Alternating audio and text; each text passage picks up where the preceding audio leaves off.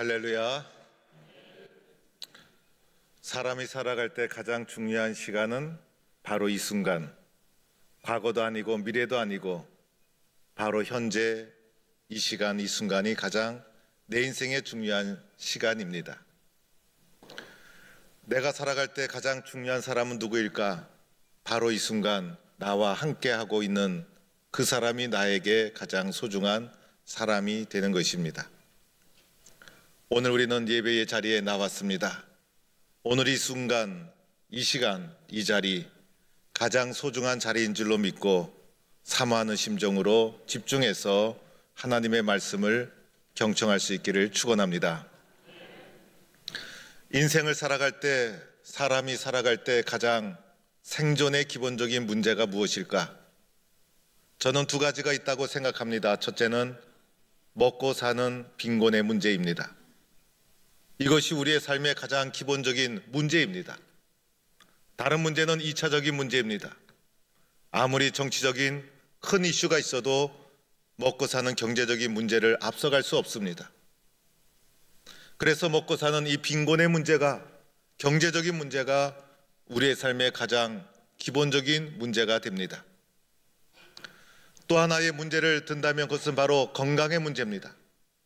사람의 몸이 건강해야 1차적인 삶이 시작될 수가 있는 것입니다. 아픈 사람이 세상에 얼마나 많은지 몰라요. 병원이 그렇게 많아도 병원마다 사람들이 가득 채워 있는 것을 보게 됩니다. 건강이 무너지면 아무것도 할 수 없어요. 그래서 1차적인 빈곤의 문제와 건강의 문제가 해결될 때 거기에서 우리의 삶이 시작되는 것이고, 이 기본적인 삶이 무너지면 삶의 위기가 닥치게 되는 것입니다.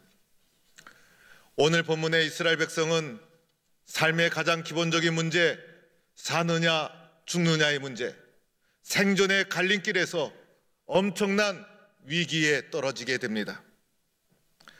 오늘 이스라엘 백성은 모세의 인도로 이제 애굽 땅에서 나와서 자유로운 백성으로 살아가게 되었습니다. 하나님의 은혜로 홍해를 건너고, 홍해를 건너는 과정 속에 하나님의 놀라운 은혜를 체험하고, 홍해를 건넌 후에 그들 앞에 나타난 것은 바로 광야라는 땅이었습니다. 광야는 이들에게 생소한 땅이었습니다. 약속의 땅을 향하여 전진하는 과정 속에 하나님은 그들 앞에 광야를 설정하고 광야를 통과하도록 만들어 두었던 것이에요. 광야의 길을 들어선 이들이 맨 처음 도착한 장소가 르비딤이라는 곳이었습니다. 이 르비딤이라는 곳에서 예상하지 못한 문제를 그들이 겪게 됩니다. 바로 그들의 생존을 위협하는 아말렉이라는 족속의 침략을 받게 되었던 것입니다. 아말렉은 도대체 누구일까? 광야를 주무대로 살아가던 유목민이었어요. 이스라엘 백성은 광야가 초행길이었어요. 아말렉은 광야가 그들의 무대였어요. 광야에 있는 오아시스, 샘터, 초목지, 그런 것을 주무대로 장악하고 살아가던 족속들, 어느 날 갑자기 광야에 진입해 들어온 이스라엘을 그들은 용납할 수가 없었던 거예요. 광야의 지형지물에 익숙한 이들은, 광야의 전쟁에 익숙한 이들은 이제 전쟁 경험이 없는 이스라엘을 침입하기 시작했던 것이고, 이스라엘은 광야 초입에서부터 자신의 힘으로 넘어설 수 없는 생존의 기로에 이들이 서게 되었던 것입니다. 오늘 말씀에 보면 아말렉이 이스라엘을 어떻게 침략했는지 나오지 않고 있어요. 그러나 오늘 본문 말씀을 똑같이 보도하고 있는 신명기 25장 17절에 보면, 너희가 애굽에서 나오는 길에 아말렉이 내게 행한 일을 기억하라.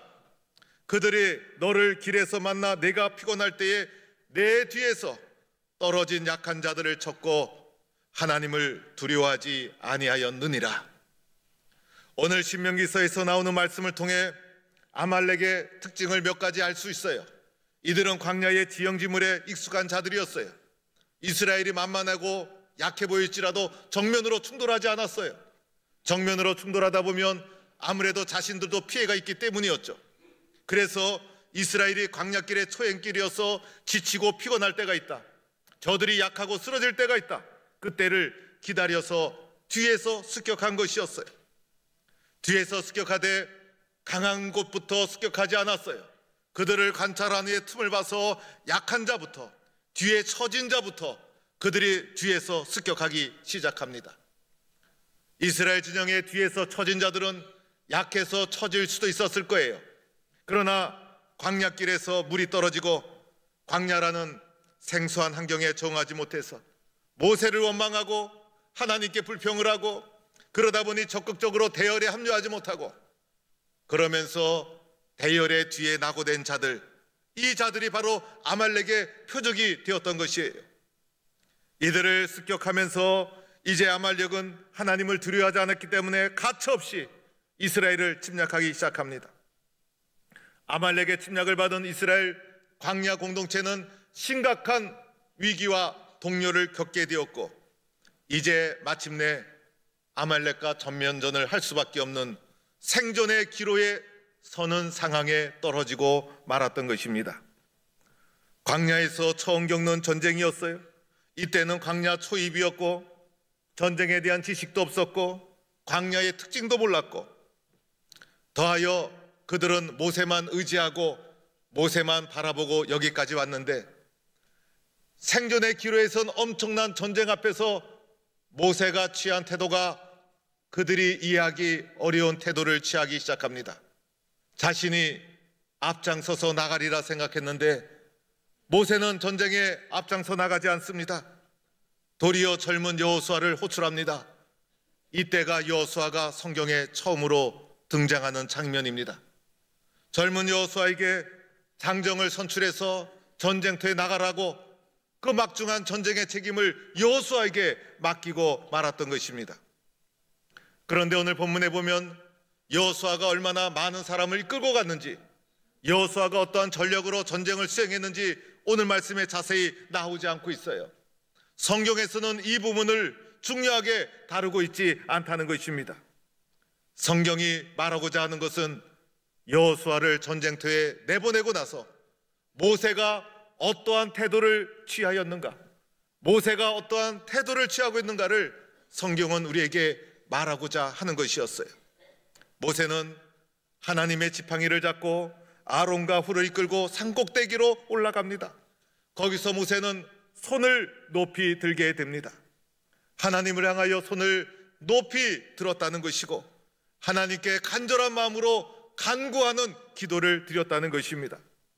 그런데 놀랍게도 모세의 손이 올라가면 저 밑에서 전쟁하고 있는 여호수아의 군대가 승리를 하는 것이었고 모세의 손이 피곤하여 내려올 때가 되면 아말렉이 이기는 놀라운 역사가 일어나고 있는 것이었습니다. 전쟁에 나가서 싸우는 사람은 여호수아였습니다. 그런데 전쟁의 승패는 여호수아에게 달린 것이 아니라 뒤에서 두 손 들어 기도하는 모세의 기도하는 손에 달려 있었다는 것입니다. 그래서 모세가 손을 높이 들어 기도할 때는 이스라엘이 이기고 그만 피곤해서 모세의 기도하는 손이 내려올 때는 아말렉이 이기는 놀랍고 신비한 사건이 일어났던 것입니다. 사랑하는 성도 여러분, 이스라엘 백성이 애굽의 종으로 살아왔듯이 이 자리에 있는 저와 여러분 우리 모두도 세상의 종으로 제2의 종으로 살아오지 않았습니까? 그런데 어느 날 예수님께서 우리를 사랑으로 불러주셔서 주의 자녀 삼아 주신 것이에요. 마치 이스라엘 백성을 애굽의 종에서 불러내어 자유의 백성으로 삼아 주셨듯이 하나님께서는 세상 속에 살아가던 우리들을 세상으로부터 불러내어 주셔서 하나님의 백성으로 삼아 주신 것입니다. 이스라엘 백성이 애굽 땅에서 나올 때 그냥 나온 것이 아니었죠. 하나님의 놀라운 이적, 홍해의 기적, 놀라운 은혜를 체험하며 광야길로 들어서게 되었던 거예요. 내가 하나님의 자녀가 되었을 때 그냥 된 것이 아니죠. 은혜 받고 예수님을 구주로 영접하고 하나님의 자녀가 되고 그런 과정에서 하나님의 십자가의 사랑을 경험하고 새 생명 얻은 자로 살아가게 되었다는 것입니다. 그런데 얼마 가지 않아서 예수 믿고 살아가는 것이 그렇게 녹록하지 않다는 것을 알게 됩니다. 예수 믿는 은혜와 간격은 쉽게 사라지게 됩니다. 열정도 식어지고 열심도 식어지고 하나님과 영적인 관계도 무뎌지고 형식적이고 불평하는 그리스도인으로 전락하게 됩니다. 마치 광야길을 접어든 이스라엘 백성과도 같은 것이었어요. 이러할 때 우리의 길을 가로막는 아말렉을 만나게 됩니다. 오늘 이스라엘 백성이 광야 중간에 아말렉을 만난 게 아니었죠. 광야길 마지막에 아말렉을 만난 게 아니었어요. 광야 초입에 아말렉을 만나게 되었듯이 우리가 열심과 열정으로 신앙생활을 걷기 시작한 지 얼마 되지 않아서 우리의 앞길을 가로막는 아말렉을 만나게 되는 것입니다. 이들의 특징이 있습니다. 이들의 특징은 그들은 나를 누구보다도 잘 알고 있다는 것입니다. 그리고 기회를 엿보다가 내가 뒤처졌을 때, 내가 영적으로 침체되었을 때 나의 약한 것을 뒤에서 덮쳐서 공격하는 특징을 가지고 있는 것입니다. 사탄은 우리의 약함을 다 알고 있어요. 우리가 영적으로 지치고 믿음의 대열에서 낙오되었을 때 우리를 뒤에서 덮치는 존재가 바로 아말렉인 것이고, 우리의 믿음의 길을 가로막는 존재가 오늘날의 아말렉이라 할 수가 있는 것입니다. 아말렉이 우리의 마음에 의심을 뿌리게 됩니다. 아무것도 신뢰하지 못하게 합니다. 서로에게 상처를 주게 됩니다. 믿음의 길에서 낙심하고 실망하고 포기하게 합니다. 나의 삶을 파괴하고 공동체를 흔들게 됩니다. 더 이상 하나님의 약속을 바라보지 못하도록 가로막게 됩니다. 광야길을 힘차게 약속의 말씀을 붙잡고 전진하여 헤매도 불구하고 비전과 꿈을 포기하도록 만들어줍니다. 나의 믿음의 길을 가로막고 나로 하여금 약속을 붙잡고 믿음의 길을 걸어가지 못하도록 가로막는 어둠의 세력이 있다면 그것이 바로 아말렉이라 할 수가 있는 것입니다. 문제는 나의 신앙의 여정에 아말렉과의 전쟁이 이미 시작이 되었다는 것입니다. 그리고 나는 이 아말렉과의 전쟁에서 결코 이길 수 없는 연약한 존재라는 것입니다. 어떻게 해야 이 아말렉의 세력을 이겨서 승리할 수 있을까?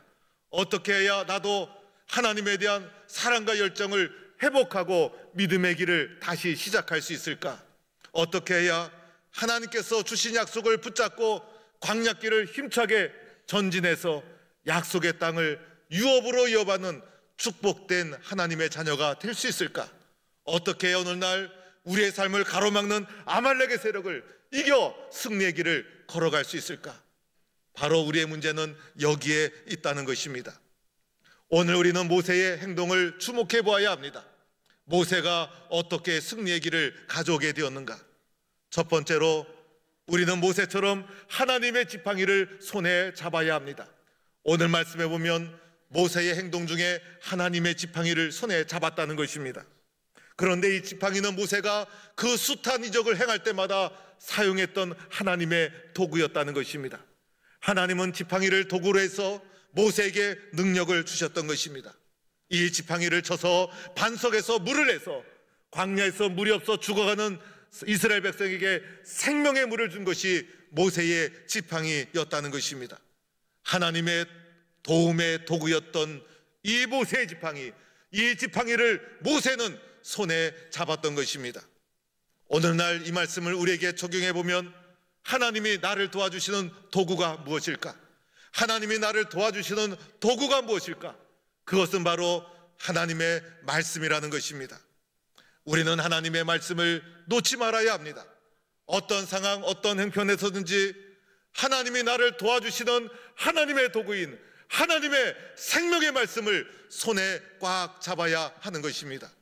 하나님, 저는 말씀 없이는 아말렉과의 전쟁에서 이길 수가 없습니다.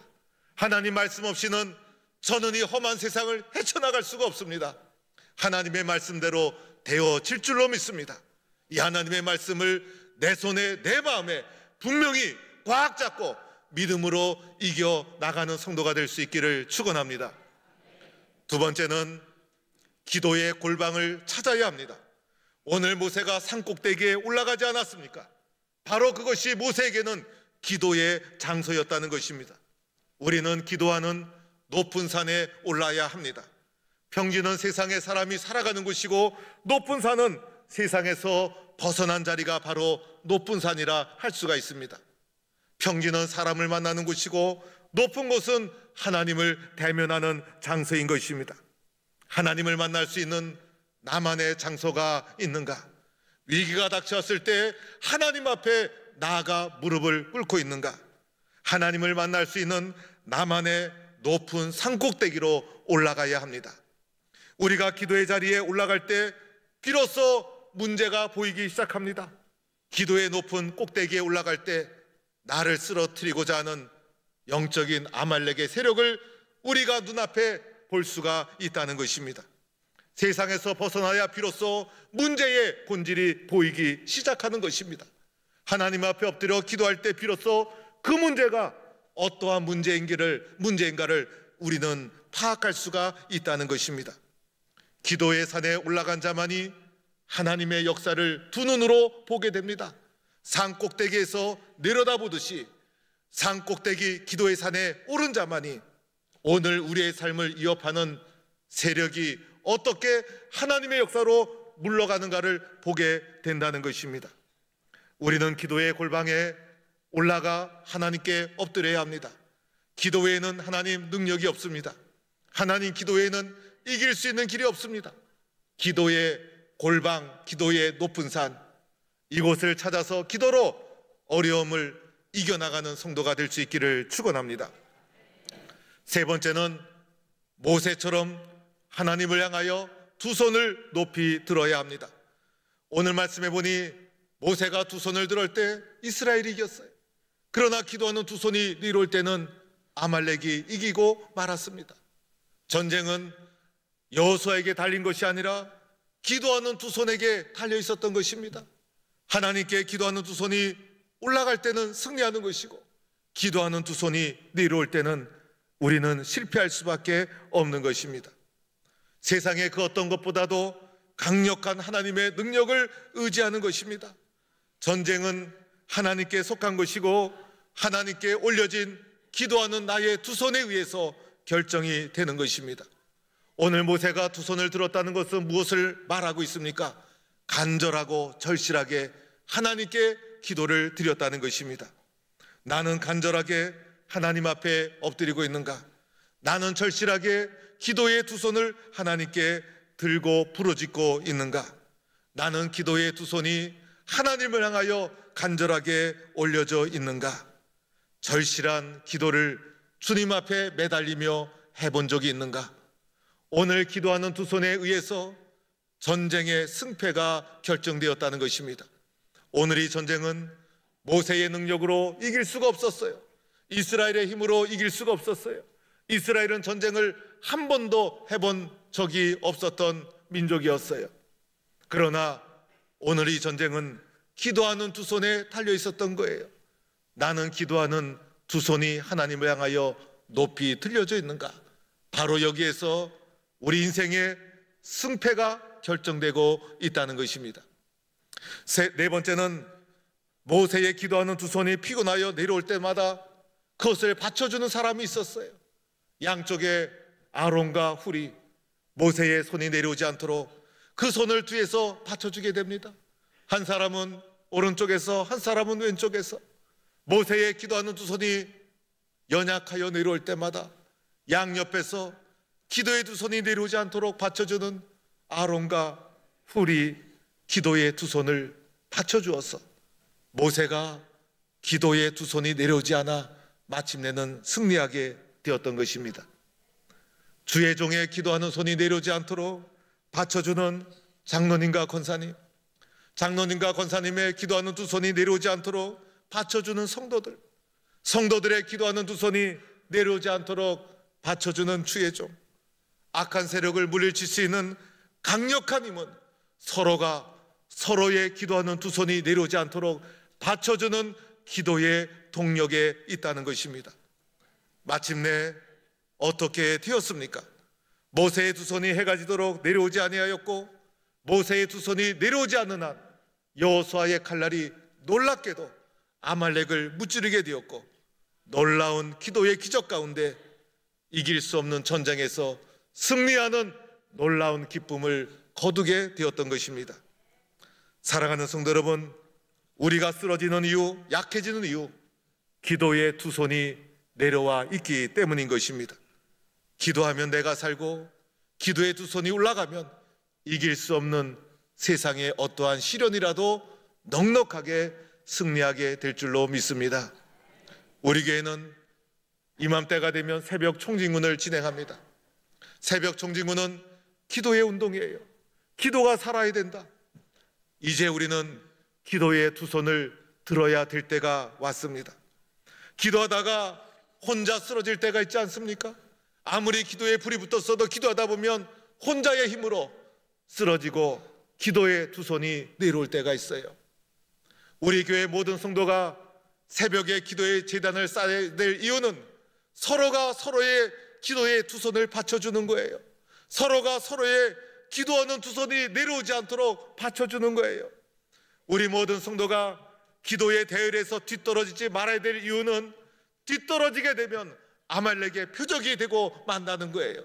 한마음 한뜻으로 기도의 두 손이 높이 올려질 때 우리 교회 속에는 하나님이 주시는 놀라운 승리의 기쁨이 주어지게 될 줄로 믿습니다.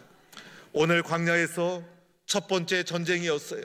광야 초입에서 있었던 사건이었어요. 민족의 생존이 걸린 문제였어요. 그런데 광야 초입에서 이 민족의 생존이 걸린 위기적 상황을 기도의 능력으로 이기적적으로 승리하게 되었던 것입니다. 이 기도의 승리의 체험을 이스라엘은 기억해야 될 필요가 있는 거예요. 왜 하나님께서는 광야 말기에 이 체험을 주지 않았을까? 왜 광야 중간쯤에 이 체험을 주지 않았을까? 왜 광야 초입에 첫 번째부터 이런 기도의 승리의 체험을 그들에게 주었을까? 그것은 광야 40년을 헤쳐나갈 수 있는 길을 보여주고 있는 것입니다. 기도의 체험, 기도의 승리를 잊지 말아야만 하는 것입니다. 그래서 모세는 제단을 쌓고 이것을 여호와 니시라고 불렀어요. 여호와 니시는 여호와는 나의 깃발이라는 뜻이에요. 여호와는 나의 깃발이라는 것은 승리의 깃발을 상징하는 거예요. 하나님께 간절히 두 손 들어 기도로 승리한 이 승리의 깃발이 나의 심령 속에 끊임없이 펄럭이고 있어야 된다는 것입니다. 우리가 믿음의 길을 걸어가다가 오늘 이 순간에 또다시 우리의 믿음의 길을 가로막는 악한 세력을 만나게 됩니다. 우리는 그때 광야 초입에서 경험한 승리의 기도를 기억해내야 합니다. 그리고 하나님 앞에 두 손을 높이 들어야 합니다. 여호와께서 아말렉과 더불어 대대로 싸우리라 한 여호와 니시의 분명한 약속을 붙잡아야 합니다. 나의 기도하는 두 손이 하나님을 향하여 높이 들려질 때 여호와 니시의 하나님께서 오늘도 나를 대신해서 싸워 주실 것입니다. 그러할 때 세상의 어떤 우리의 삶을 위기로 몰아넣는 문제에 부닥쳤을지라도 하나님의 기적적인 은혜로 승리하는 기쁨이 주어지게 될 줄로 믿습니다. 이런 기도의 승리, 여호와 니시의 영광을 누리는 성도가 될 수 있기를 주의 이름으로 간절히 축원합니다.